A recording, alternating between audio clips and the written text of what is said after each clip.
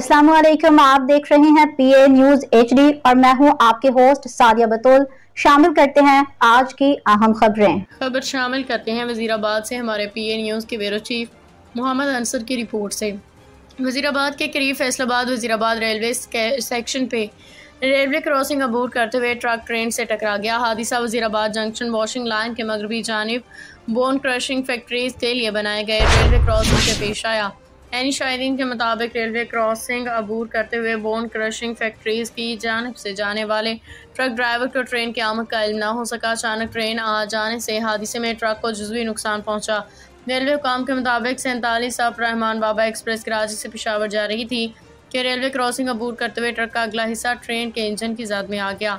Train से टकरा गया। ट्रक ड्राइवर मौका से फरार हो गया। रेलवे पुलिस ने ट्रक को अपनी तहवील में लेके तहकीकात शुरू कर दी हैं, जबकि ट्रेन को इसकी मंजिल की जानिब रवाना कर दिया गया। न्यूज स्टूडियो से अब तक के लिए इतना ही। मजीद खबरों और अपडेट्स के लिए देखते रहिए पीए न्यूज HD।